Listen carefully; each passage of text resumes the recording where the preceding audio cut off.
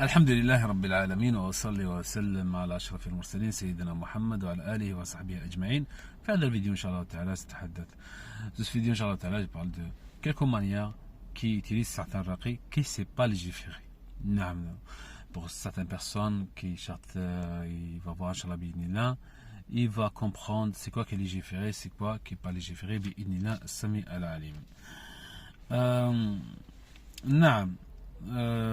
Certains il va te dire je vais te faire la ruqya, je vais te retirer ça dans la même journée.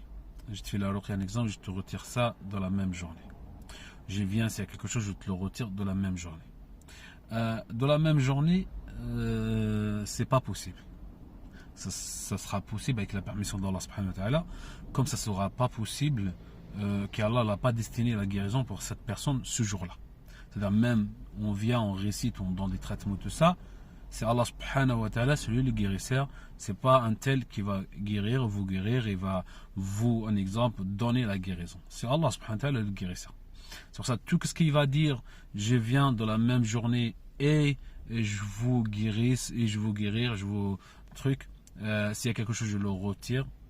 Il peut vous aider avec une ruqya et tout ça, mais la façon de communication, c'est fausse. Parce que s'il y a le truc, on va dire, c'est Allah subhanahu wa ta'ala le guérisseur et c'est lui qui peut nous guérir avec la permission d'Allah subhanahu wa ta'ala.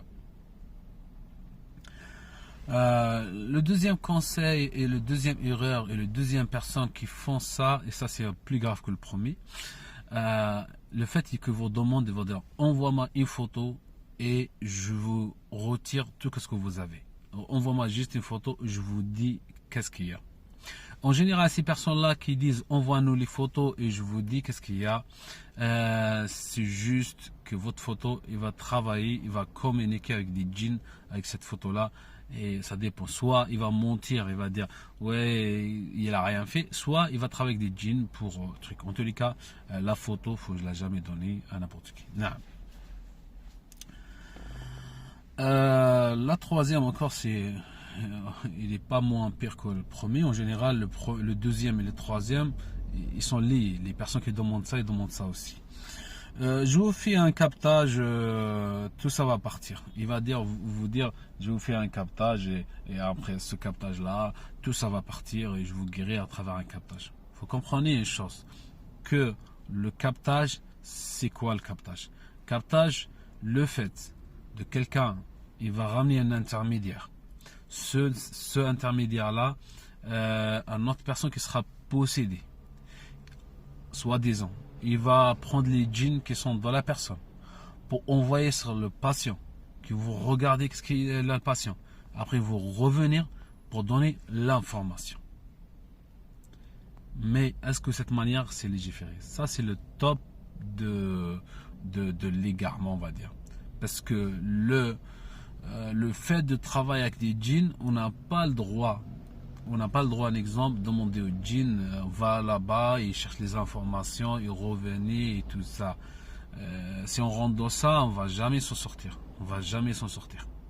Et malheureusement, il y a beaucoup d'inhérents, beaucoup de gens qui sont inhérents, qui font ce genre de pratique avec certaines personnes. Ils font même le buzz, gars, sur Internet. Ils font le buzz parce que ils voient qu'ils captage, ils parlent avec des djinns, les djinns envoient les djinns, ils reviennent, ils donnent l'information, tout ça. Et malheureusement, c'est pas la bonne manière. Déjà, il y a 3 vidéos, vous pouvez revenir sur ma chaîne et regarder 3 vidéos que je parle de captage. Il y a 3 vidéos, le deuxième et le troisième. Ça parle de captage, j'explique mieux par rapport à ce domaine. En tous les cas, tout ce qui est captage, tout ce qui est travail avec des djinns et tout ça, ça faut le éviter totalement. Il va dire captage, on voit ça, faut fuir, faut jamais essayer de trucs. Ça c'est une erreur qui font certains patients aussi par rapport à ça.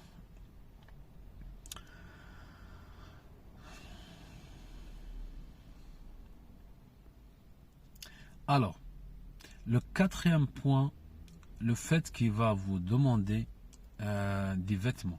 Il va vous demander des vêtements de vous ou des vêtements ou de sous-vêtements de vous ou sous-vêtements de vos enfants ou demander les cheveux de vos enfants, vos cheveux. Un truc, ça vous appartient, qui vous le demande et vous dit ramène-moi.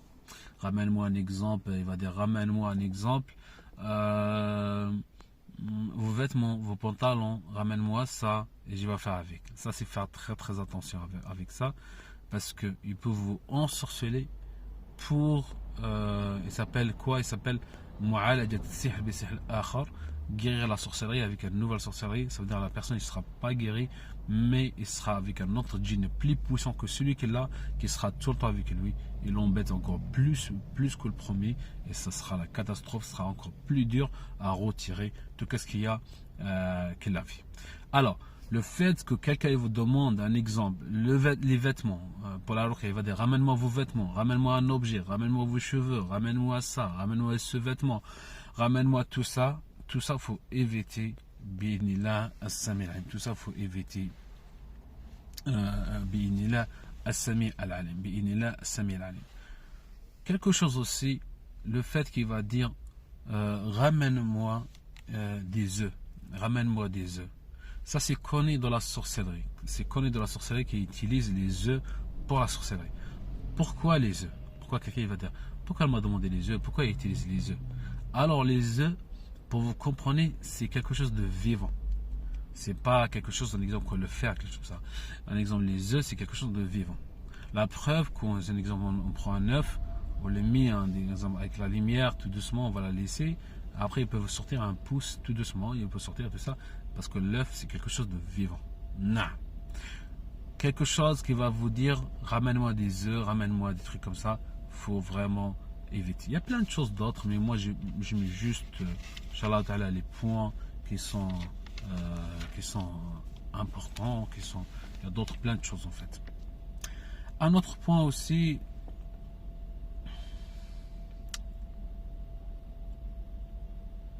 il va vous demander qu'il vous écrive quelque chose, vous écrivez un genre de truc comme ça, il va vous dire ça vous le portez avec vous, ça vous le portez avec vous toute la journée, ou ça va vous protéger, ou ça va vous ramener de bien, ou ce papier là que j'ai écrit, vous le mettez dans le cuir et tout ça, vous portez ça toute la journée avec vous, vous douchez avec, vous gardez toujours avec vous, et c'est ça votre avenir, c'est ça que truc est. Je vous donne une chose que parfois ce genre de truc ça marche. Vous savez pourquoi? Pour Allah, il va égarer la personne encore plus, qui va rentrer dans le shirk en profond encore. Ça veut dire, ça peut Allah faire en sorte que ce objet-là, que ça va marcher. L'exemple, tu portes ce talisman, tu vas y aller, tu vas travailler un exemple. Si tu ne le portes pas, tu ne vas pas travailler. Ça peut Allah qui fait ça, que ça va marcher, juste pour t'éloigner et t'égarer encore en profond, pour que tu vas porter encore plus et aller dans le shirk al-akbar, et aller dans la grande association, et aller dans les grands péchés encore plus, pour vous éloigner encore plus. Non. Faire très très attention avec tout ce qui est talisman, avec tout ce qui est papier écrit, portez avec vous, portez ça toute la journée avec vous, en dessous le truc, dans la ceinture, dans vos sous-vêtements, dans vos trucs, dans votre voiture, en dessous le volant de votre voiture, pour que vous ne serez pas contrôlé, pour que vous ne serez pas ça, pour que vous ne serez ça, pas ça, pour passer l'aéroport sans quelqu'un qui vous touche et tout ça. Tout ça, ça rentre dans les interdictions, ça rentre dans l'association. Non. Point.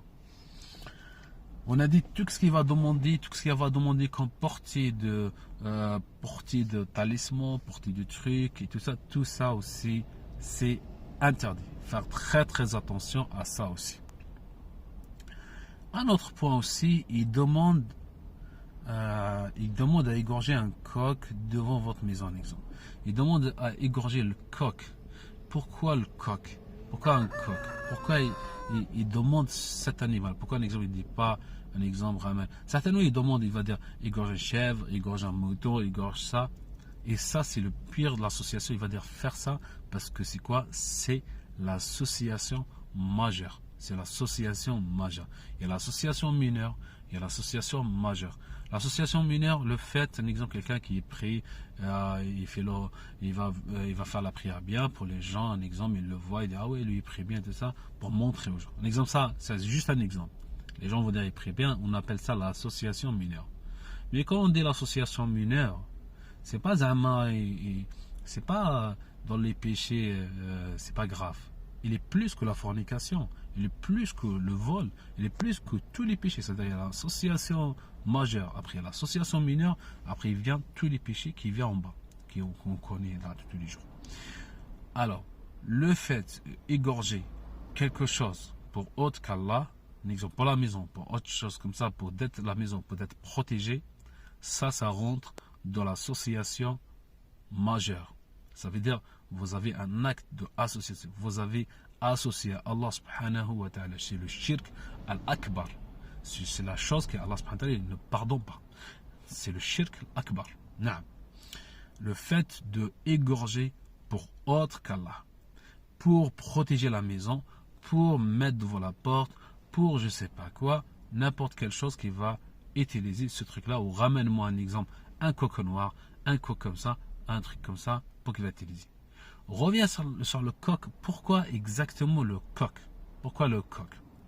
Parce que le sahir, ou shaitan, ils vont associer. Le diable et le sorcier, ils sont associés, ils sont des frères, ils sont de la même famille, on va dire. Il va le dire, ramène-moi un coq. Pourquoi le coq exactement? Parce que le coq, c'est celui qui voit les anges. C'est celui qui voit les anges, et celui, comme il va faire le son le matin, comme il va voir les anges, il va faire le son comme ça. On entend le coq qui est en train de faire le son comme ça, avec son son, je ne sais pas comment ça s'appelle. En tout cas, comme il va faire le son le matin, ça veut dire la vie un ange passé. C'est pour ça le prophète sallallahu alayhi wa sallam l'a dit, quand on va attendre le coq, le coq, on va attendre le son de coq de loin, alors invoquez Allah subhanahu wa ta'ala, parce qu'il avait un ange. Elle avait un ange, et cet ange-là, il peut vous prendre votre invocation et la monter avec lui. C'est l'avantage. C'est-à-dire, si on voit un coq, c'est pas où on voit, si on entend le son de coq de loin, comme ça, qu'il commence à truquer, après de là, on va, disons, invoquer Allah subhanahu wa ta'ala, il peut lui prendre cette invocation et monter avec. C'est pour cela que le sahir, il faut qu'il rabaisse cet animal. Parfois, il l'égorge juste un peu, après il le laisse dans la maison tourner, souffrir comme ça et tout ça. Parce que cet animal, c'est l'animal aussi qui voit les anges. Dans certaines traditions, dans les Kabyles, dans les Yanayers, je sais pas quoi, ils vont prendre le coq, ils vont faire pareil, parce que c'est vraiment le shaitan qui va les faire comment faire et comment se moquer de cet animal qui voit les anges, qui est dans la sunna. Le professeur me parlait dessus. Aussi, le fait de quelqu'un qui commence à demander, il y a beaucoup qui ne savent pas, quelqu'un qui vous demande le prénom de votre maman. Quelqu'un qui vous demande le prénom de votre maman, il va dire c'est quoi, comment s'appelle votre maman et tout ça, et il va prendre des noms dessus.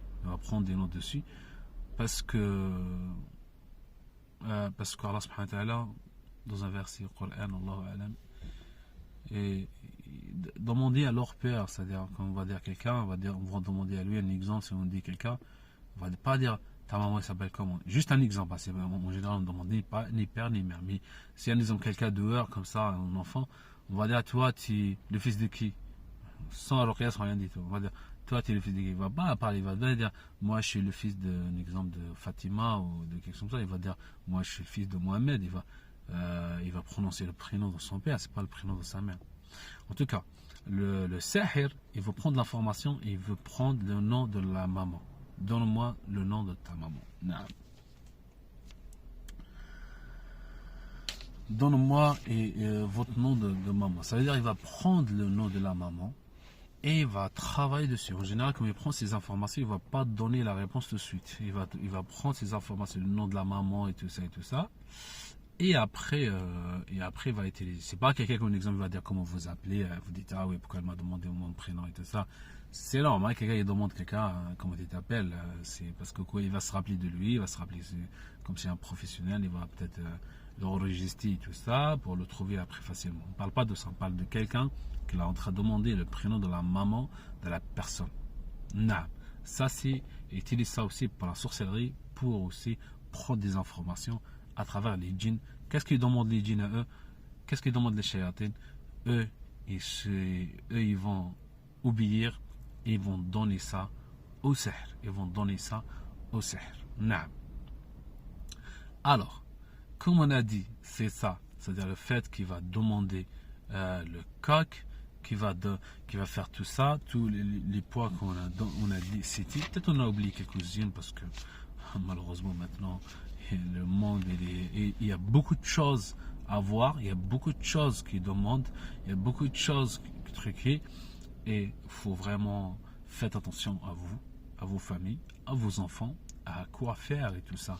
Parce que si vous faites ce genre de trucs pour vos enfants, vos trucs, comprenez une chose, que vous êtes en train de gâcher et gaspiller la vie de vos enfants. Et ils vont vouloir, ils vont grandir après, ils vont vous dire comment ça et tout ça, pourquoi vous avez fait un nous ça et tout ça. Non. Inch'Allah Ta'ala, n'oubliez pas, si vous n'êtes pas abonné sur notre chaîne, d'abonner, de partager cette vidéo avec vos amis, vos familles. Activez la cloche aussi de notification pour Inch'Allah Ta'ala, chaque nouvelle vidéo, vous serez informé. Qu'Allah vous guérisse, qu'Allah vous préserve. Je vous dis à la prochaine vidéo.